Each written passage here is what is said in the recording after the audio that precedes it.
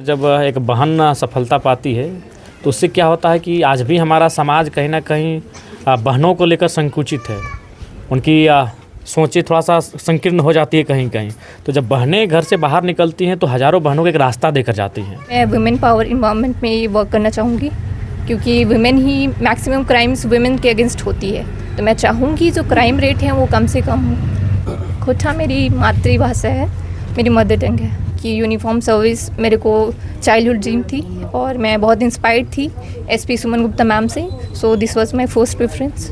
गुरुजी का आदर हर कोई करता है, उनके जाने से तकलीफ हर किसी को है, लेकिन उन तकलीफ़ों में आप अपने आप को खोकर बहाना ना बनाएं, गुरुजी के सपनों को साकार करें और नीति नियम बनाएं। अभी डीएसपी बनी एक झारखंड की बेटी, धनबाद की बेटी को सम्मानित करने के लिए जयराम महतो पहुंचे हैं और जब वो सम्मानित करेंगे तब उनसे हम सीधे बात करेंगे, क्या कुछ वो कहते हैं उनसे भी बात करने का प्रयास करेंगे और जिस व्यक्ति को वो सम्मानित करने जा रहे हैं उनसे भी बात करने का प्रयास करेंगे। कैसा जयराम जी, एक अपने घर की बच्ची जब इस तरह से सफलता पाती है तो कैसा महसूस आज आपने सम्मानित? देखिए निसंदेह, और ख़ासकर जब एक बहन सफलता पाती है तो उससे क्या होता है कि आज भी हमारा समाज कहीं ना कहीं बहनों को लेकर संकुचित है। उनकी सोचें थोड़ा सा संकीर्ण हो जाती है कहीं कहीं। तो जब बहनें घर से बाहर निकलती हैं तो हज़ारों बहनों को एक रास्ता देकर जाती हैं, हौसला देकर जाती है, एक उम्मीद और प्रेरणा देकर जाती है। तो इसलिए ये बहुत ही उपलब्धि का विषय है और निसंदेह पूरे क्षेत्रवासियों के लिए गर्व का विषय है। और एक जनप्रतिनिधि होने के नाते मेरी शुभकामनाएँ हैं कि अपने भविष्य में और एक ऊंचा मुकाम हासिल करे और साथ ही साथ आने वाली पीढ़ी की नई बहनों के लिए, नए भाइयों के लिए एक नया रास्ता तैयार करके जाए। रिजल्ट बहुत प्रतीक्षित था, बहुत लंबे समय से लोग इंतजार कर रहे थे। देखिए उस पर तो हमारा भी प्रयास रहा था।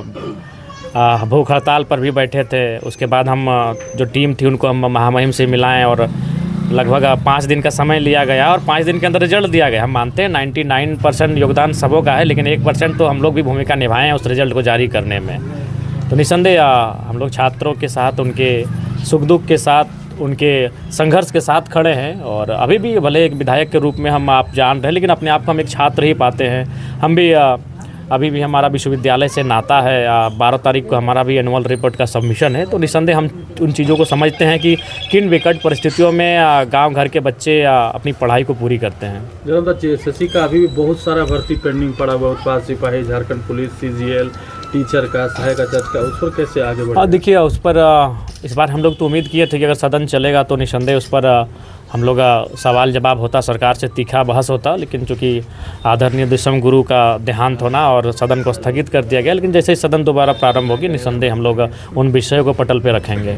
गुरुजी अब हम लोगों के बीच में नहीं रहे हैं, आप भी वहाँ पर उनको श्रद्धासुमन अर्पित करने के लिए पहुँचे थे और कहा जाता है कि वो आपने भी एक बात कही थी कि वो पक्षियों की भाषा भी जानते थे और लोग उनसे उसी भाषा में बात भी कर लेते थे और कई बार उन्हें पुलिस से छुप कर रहने के लिए बहुत सारे किस्से हैं। आज भी बहुत सारे लोग जिंदा हैं, चाहे तोपचाची हो, राजगंज हो, बलियापुर हो, गोविंदपुर हो, सिंदरी हो, ये तो उनका कर्मभूमि रहा है। चाहे भेलाटाणी हो, हमें नहीं लगता है कि आसपास में कोई ऐसा गांव मोहल्ला ना हो जहां उनका कोई न एक पुराना साथी नहीं हो। उनका किस्से को हम लोग तो बच्चे हैं अभी उनसे अगर आप कहेंगे तो हम लोग बच्चे हैं। अगर किसी से भी पूछिएगा तो गुरुजी के किस्से कहानी, विनोद बाबू एकेरा की किस्से कहानी आज भी इन वादियों में है। वो बताएंगे आपको कैसे उनका जीवन था, क्या दिनचर्या थी, क्या संघर्ष था। उनके सपनों का झारखंड बनाने के लिए और क्या कुछ करना बाकी है अभी?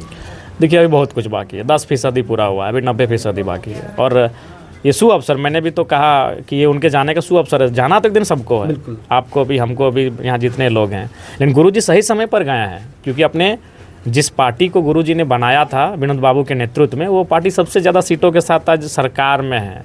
उनके बेटे आज मुख्यमंत्री के रूप में हैं।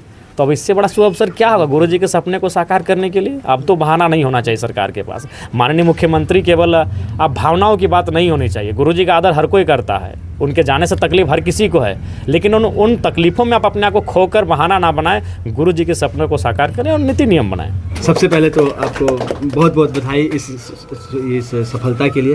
और अब DSP बनने जा रही हैं आप और जयराम जी ने भी अभी आपको सम्मानित किया, कैसा महसूस हो रहा है? बहुत अच्छा फील हो रहा है और इन्होंने भी काफ़ी प्रयत्न किया। लास्ट स्टेज में जब फाइनल रिजल्ट नहीं पब्लिश हो रहा था तो इन्होंने ही गवर्नर को लेटर लिखा था, शुक्ला जी थे, तो I am very thankful to him as well. किस तरह से आने वाले भविष्य में आप अपने स्तर पे, जब आपके हाथ में जब पुलिस का पावर आएगा, उस वक्त कैसे आप समाज को एक दिशा देने का काम करेंगे?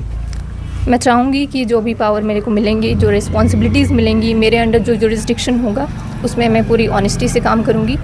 मोस्ट स्पेसिफिकली मैं वुमेन पावर इन्वायरमेंट में ये वर्क करना चाहूँगी, क्योंकि वुमेन ही मैक्सिमम क्राइम्स वुमेन के अगेंस्ट होती है।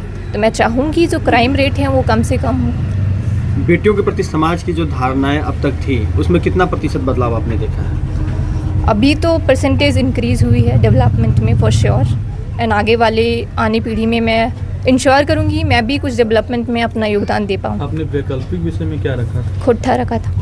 खोटा ही क्यों? खोटा मेरी मातृभाषा है, मेरी मदर टंग है। और पुलिसिंग को ही क्यों चुना फिर अपने प्रशासनिक? हाँ, इसके बहुत सारे रीज़न्स थे। सबसे पहला रीज़न कि यूनिफॉर्म सर्विस मेरे को चाइल्डहुड ड्रीम थी और मैं बहुत इंस्पायर्ड थी एसपी सुमन गुप्ता मैम से, so this was my first preference. अभी जिस तरह से टाइगर जयराम महतो जो कि डुमरी विधायक है, उन्होंने सरिता को सम्मानित किया है और वो डीएसपी बनने वाली हैं। जयराम ने बताया है कि किस तरह से छात्रों ने संघर्ष किया, छात्र छात्राओं ने अपने स्तर से अपना 100% देने का काम किया, उसके बाद उन्हें यह सफलता मिली। उसके बाद उन्होंने भी प्रयास किया, तब जा कर के राज्यपाल से जब मिले थे और उसके 5 दिन का उन्होंने राज्यपाल ने समय दिया था और 5वें दिन ही जेपीएससी ने रिजल्ट जारी कर दिया और 3 बार की जो परीक्षाएं रिजल्ट पेंडिंग पड़ी हुई थी परीक्षाओं के बाद में, वो तीनों रिजल्ट एक साथ जारी हुआ और उसमें सरिता ने जो अपना परचम लहराया और धनबाद का नाम रोशन किया, झारखंड का नाम रोशन किया, अपने समाज का नाम रोशन किया। उनके पिता भी हमारे साथ हैं। इससे पहले हमने आपको सुनाया कि किस तरह से जयराम ने उनके बारे में कहा। सरिता ने भी बताया कि वो खोटा को उन्होंने अपना विषय के रूप में भी रखा था और उसके बाद वो चूँकि उनका मातृभाषा था तो इसलिए भी उन्होंने उसको तवज्जो देने का काम किया और सफलता भी मिली। साथ ही उन्होंने यह भी बताया कि आने वाले वक्त में वो एसपी सुमन गुप्ता, यानी अब तो वो सुमन गुप्ता जो हैं आईपीएस सीनियर आईपीएस बन चुकी हैं। धनबाद में जब उनका कार्यकाल था तो काफ़ी कड़क कार्यकाल रहा है और सरिता भी कहीं ना कहीं उन्हीं के जीवन से प्रभावित है। तो ऐसे में वो भी, उनका भी जो पुलिसिंग होगा उसी तरह का कुछ होगा, ऐसा हमें भविष्य में देखने को मिलेगा। फिलहाल उनके पिता हमारे साथ हैं, उनसे बात करते हैं। सर, आज कैसा महसूस हो रहा है? जयराम जी आए थे और बेटी भी अब डीएसपी बन रही है। बढ़िया सर, बढ़िया महसूस हो रहा है हमको। कोई नहीं, हम तो खुश हैं। खुद मैंने लड़के मेहनत किए हैं तो उसका फल मिला है, हम तो खुशी में हैं। अच्छा, एक चीज़ बताइए सर, आपको कि जब रिजल्ट लेट हो रहा था तो बेटी कभी ऐसा लग रहा था कि वो मायूस हुई है? नहीं, बात हुआ कि जो लेट हो रहा था तो ये समझिए कि थोड़ा कुछ दिक्कत है, इसे लेट हो रही है। और बहुत लड़का लोग केस भी किए थे इसमें, तो उसमें रिजल्ट सही में इनको विश्वास ही था कि लड़के हमारा निकल जाएंगे। कॉन्फिडेंट में थी पूरा? हाँ, कॉन्फिडेंस से पूरे थे सर, निकल जाएंगे। आप थोड़ा सा अपने बारे में बताएं सर, आपका जीवन कैसे बीता है अभी तक? अभी जीवन तो हम नौकरी कर रहे थे, रिटायरमेंट हो गए हैं। कौन से विभाग में थे? इंडियन स्कूल माइंस में थे, आईएफएम में थे। और लेबोरेटरी अटेंडेंट थे हम। तो घर में ये पहला नौकरी है आपके बाद या फिर बेटे नौकरी में है पहले? नहीं, पहला नौकरी साहब। पहला नौकरी है जी हाँ। क्या सुना हूँ आपका?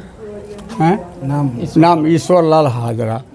तो ये ईश्वर लाल हाजरा हैं जिनकी बेटी सरिता ने अब डीएसपी पोस्ट को डिज़र्व कर लिया है।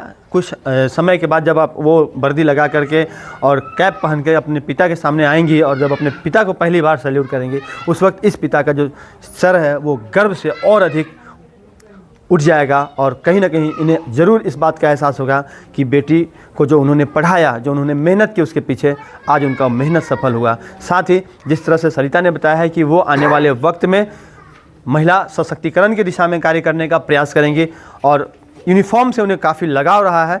और जिस तरह से जयराम ने भी इस बहन को कहीं ना कहीं आकर के जो सम्मानित करने का काम किया है, वो आने वाले वक्त में इन्हें इंस्पायर करता रहेगा। सहयोगी प्रभात के साथ राजकुमार जायसवाल, 11 स्कोप्स, धनबाद।